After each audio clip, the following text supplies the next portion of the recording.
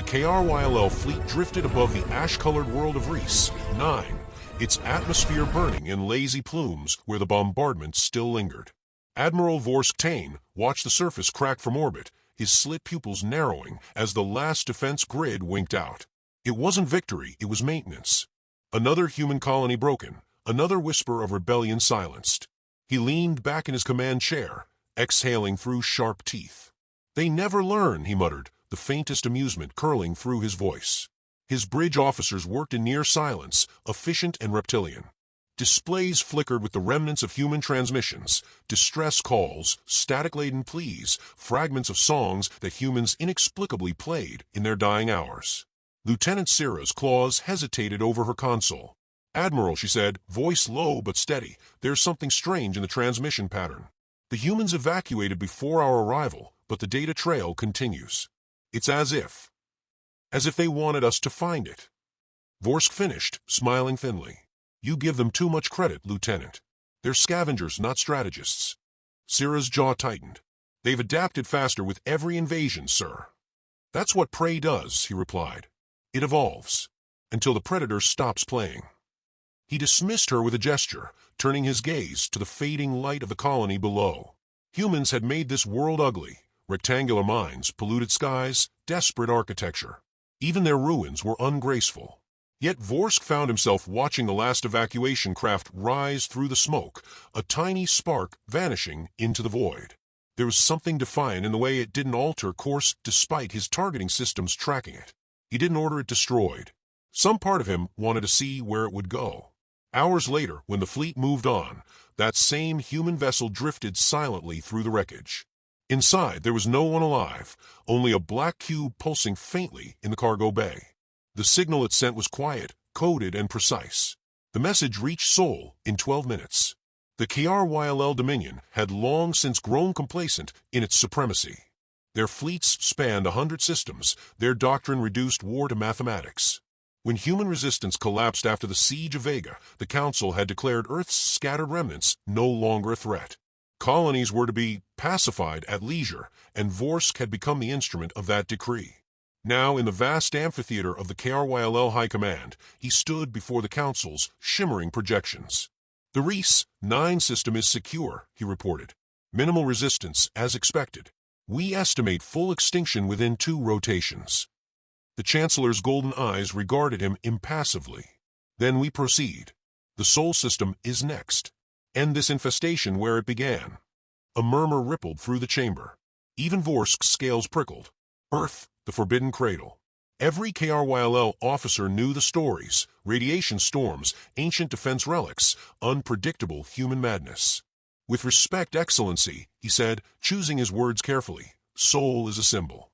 Strike it, and we risk stirring every species watching this war into fear. Humanity is already broken. Their myths are all they have left."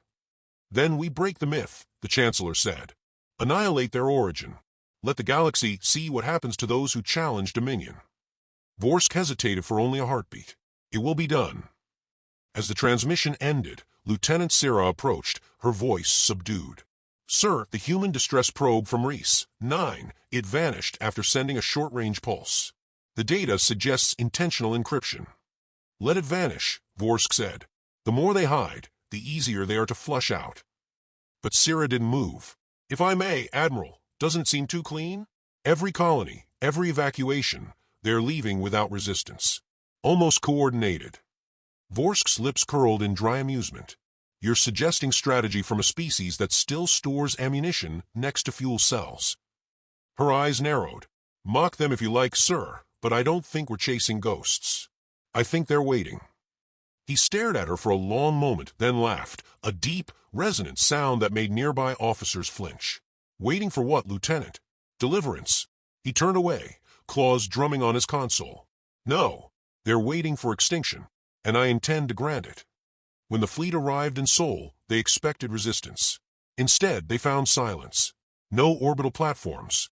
No defense grids. Earth's surface was dark, oceans faintly glowing under the reflection of a half-dead moon. The scanners reported minimal population signatures, too few for the billions once living there. "This is wrong," Sira said, studying her console. Even radiation levels are abnormally stable. No interference. No signals. Nothing. Perhaps they finally learned peace, Vorsk murmured. Shame it had to be posthumous. The KRYLL fleet entered orbit, positioning for bombardment. The command ship's targeting arrays spun to life, and the first salvo streaked toward the surface. Yet before the plasma struck, the moon brightened, subtly at first, then blindingly, like a cold sunrise. The bridge's light dimmed as alarms cascaded across every screen. Gravitational distortions rippled through space, bending sensor readings into incoherence. Vorsk stood rigid, staring at the moon's surface. It wasn't exploding, it was activating. "Admiral," Cyril whispered, "there's something under the surface. Not natural. Not lunar." "Explain." "It's generating a containment field, massive. Power signatures off the charts." On the forward display, thousands of dark shapes began to rise from the moon's shadows, satellites, drones, ancient constructs long buried. A symbol pulsed across every KRYLL screen, the old Terran flag, fractured but unmistakable. Vorsk's voice dropped to a growl. "Weapons free."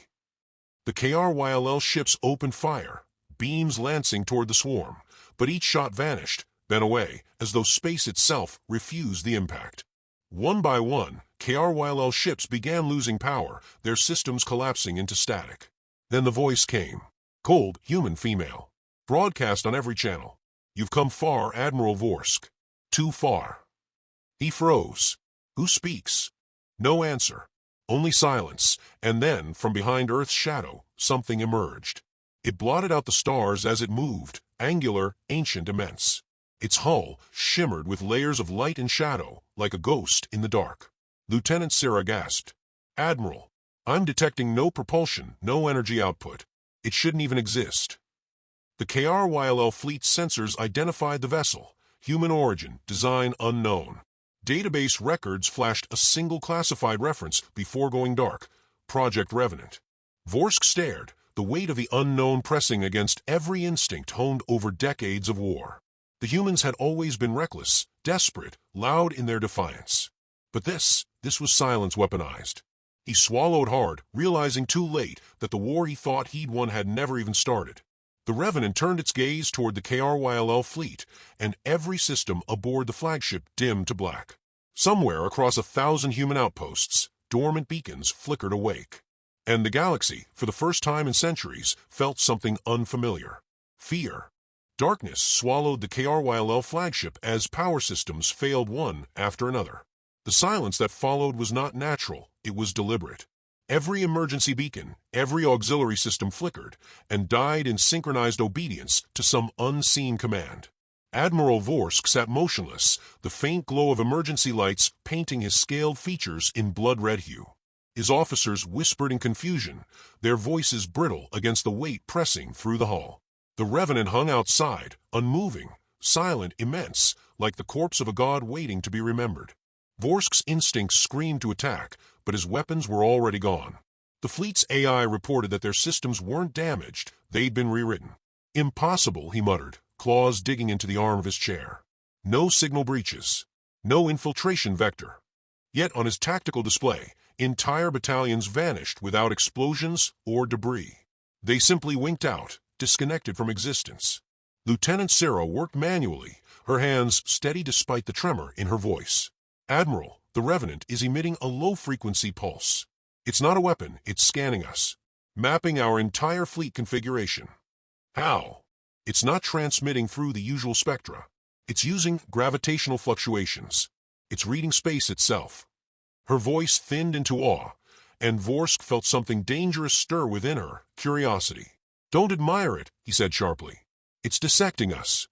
Through the viewport, streaks of light rippled as smaller KRYLL frigates drifted into chaos. Engines died. Shields buckled.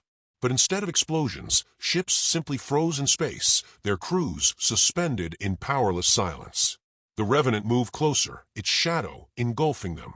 Then, with a shimmer of dull blue light, one of the KRYLL cruisers fractured, not shattered, but unfolded, layer by layer, its interior architecture laid bare, like an autopsy. Vorsk felt something colder than fear. This wasn't destruction, it was study. On the Revenant's bridge, Commander Alara Kane watched the dissection unfold without expression. Her dark eyes were still, her face lined with fatigue older than the war itself.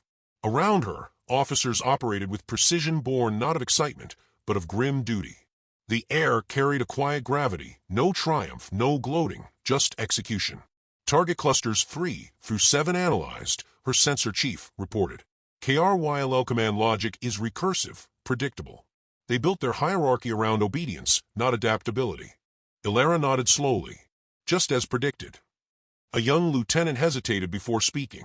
Ma'am, the KRYLL fleet isn't resisting. Should we disable or destroy? She regarded the view, the enormous alien armada, helpless before them. Disable. They need to see it happen. The bridge fell into silence again. Even the hum of the engines was muffled, as though the ship itself respected the stillness. Alara's mind drifted briefly to the message she'd received from Earth Command before launch. One line, no signature. Containment, not vengeance. That distinction was supposed to mean something. But as the enemy ships flickered out under the Revenant's silent gaze, she wasn't sure which side of that line they stood on anymore. On the KRYLL flagship, Syrah stared at her readings. Admiral, they're disabling us one ship at a time. No casualties detected. Vorsk's eyes narrowed. No casualties? They vaporized 1,000 vessels. No, sir. Life signs remain. Entire crews alive, but inert. Neural activity suppressed. Suppressed by what? Syrah swallowed hard. By them. They've turned every ship into a prison cell. Vorsk rose slowly, his movements deliberate. Send this data to the Council. All channels. The comms are blocked. Then record it manually. If we die here, someone must know what we faced. His gaze lingered on the silent shape beyond the viewport. The Revenant wasn't merely a weapon, it was an answer. The humans hadn't just survived, they had prepared. Every quiet retreat, every failed colony, it all made sense now. They had been pulling back, consolidating, waiting for this. Vorsk's voice dropped to a whisper. They were never running from us. They were leading us. Syrah's throat tightened. Why? To see if the myth still worked. Outside, the Revenant began to move again, smooth, deliberate, impossibly graceful for something so massive. In its wake, the stars distorted, drawn into its silent gravity well. A low vibration shuddered through the KRYLL hulls, like a heartbeat. Then, without warning, every surviving KRYLL ship received a transmission. Audio only, human voice clear and unhurried. This is Commander Alara Kane of the Earth Defense Command, it said. Your fleets are disarmed. You will not be pursued unless you re-engage. Stand down and return to your territories. Her tone was calm, unyielding. This was your warning. The Sol system is off limits. Violate it again, and the Revenant will respond accordingly. The transmission ended. Nothing followed, no demand, no ultimatum, no taunt. Just the echo of her voice in the void. Syrah turned toward her commander, whispering, They're letting us live. Vorsk didn't answer. He knew better. This wasn't mercy, it was measurement. He could feel it in the silence that followed, as though humanity itself were watching, deciding what came next.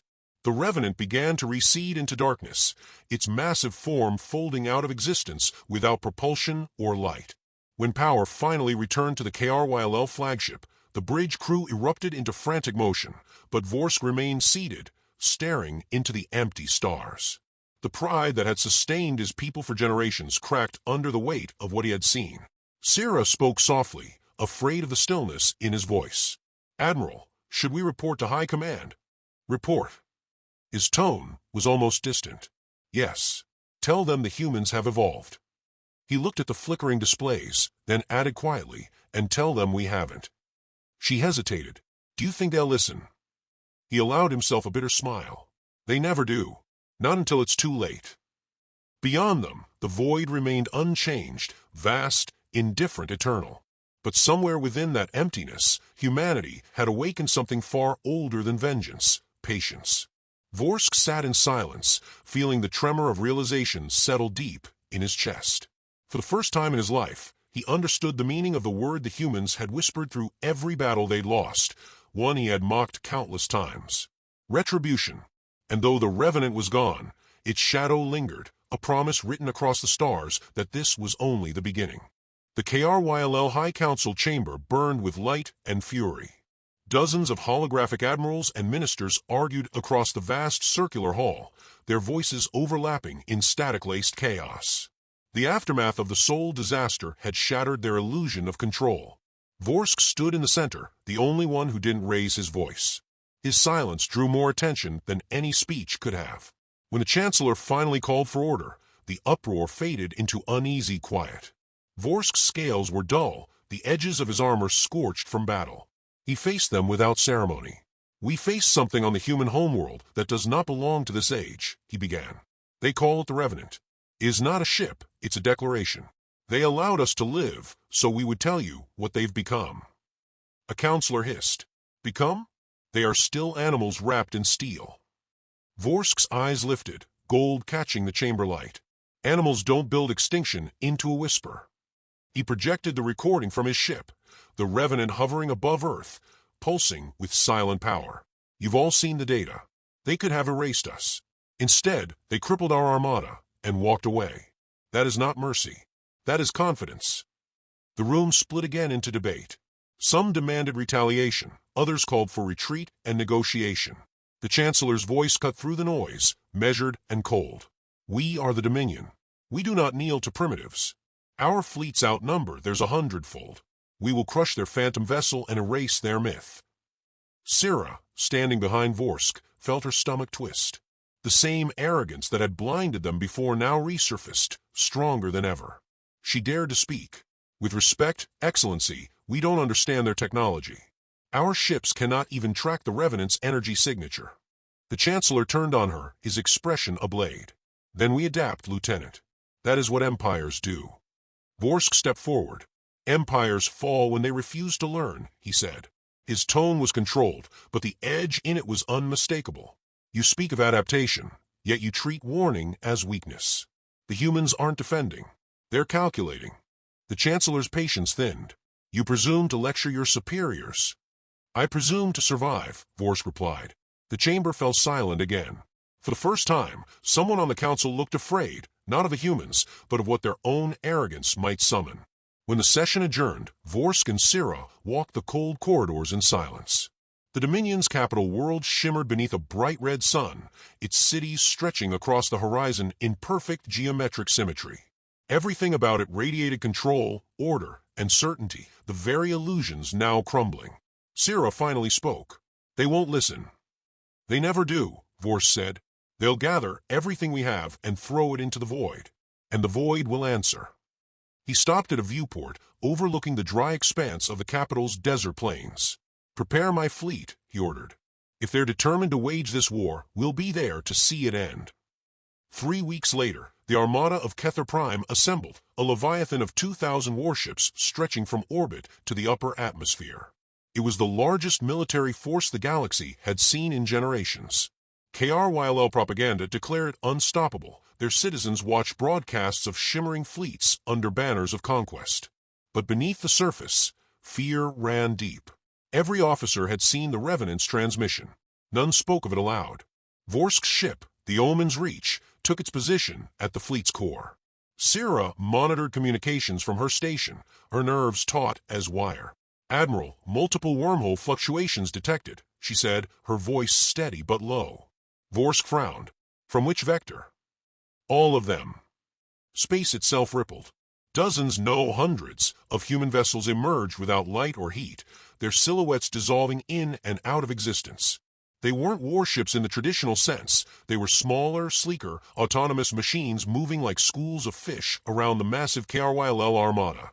"Fire at will," the Chancellor's voice barked over the command network.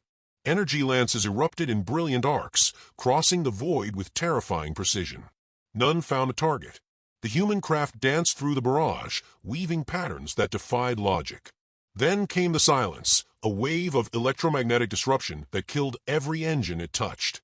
Syrah clutched her console. "Our targeting systems are blind." "Switch to manual." Vorsk barked, but even as he said it, he knew it was useless. The humans weren't fighting a battle. They were rewriting the rules of one. The Revenant appeared behind the human formation, its shadow swallowing half the stars in view. Every KRYLL ship froze. Not by force, but by will. Somewhere deep within them, instinct screamed surrender.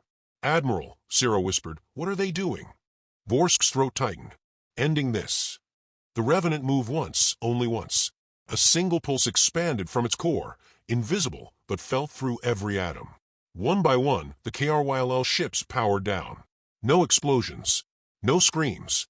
Just silence.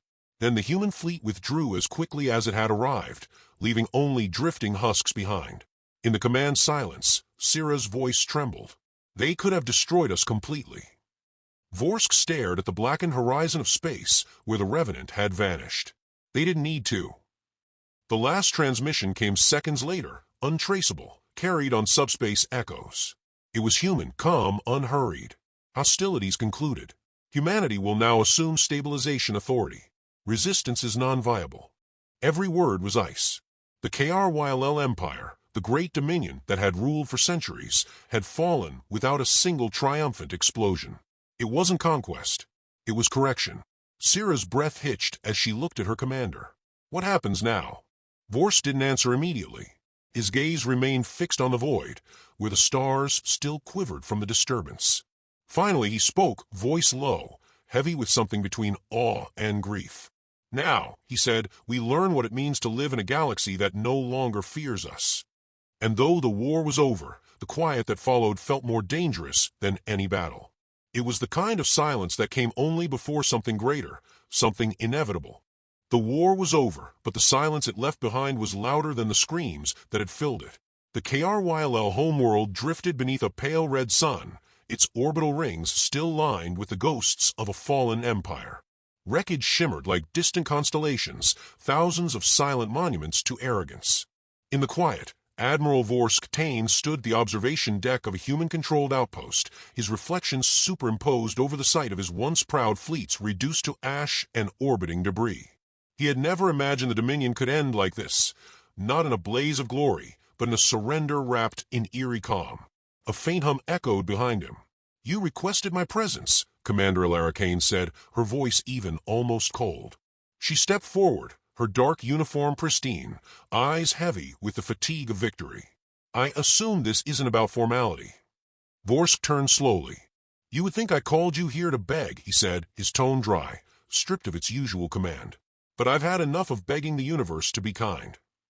Ilara studied him for a moment, her gaze cutting but not cruel. "You've accepted our terms, Admiral. Cooperation instead of extinction. Few of your kind have." "Acceptance," he said softly, "is not the same as understanding." He moved closer to the viewport, claws tapping the glass, as he spoke. "Your species was always underestimated, even by those who studied you. We thought your wars were proof of chaos. We never realized they were proof of evolution." Ilara folded her arms, expression unreadable. "Humanity didn't evolve because of war. We evolved despite it. But I'm not sure that's true anymore." "Because of a Revenant?" Vorsk asked. "Because of what it revealed," she replied. "That we're capable of the same cruelty we feared from others. That we can be efficient in destruction, too efficient." For the first time since the war began, she allowed a flicker of doubt to surface. She had carried the weight of command with the strength of a soldier who believed she was protecting her people. But now, in victory, she saw the cost of that protection, the quiet submission of billions, the galaxy bending under humanity's new shadow. Vorsk's voice lowered. "Do you regret it?" Ilara hesitated, then looked away. "I regret that it was necessary." A long silence settled between them, heavy with unspoken truths. Outside, automated drones were rebuilding what the KRYLL could no longer maintain, recalibrating defense satellites, scanning for signs of resistance.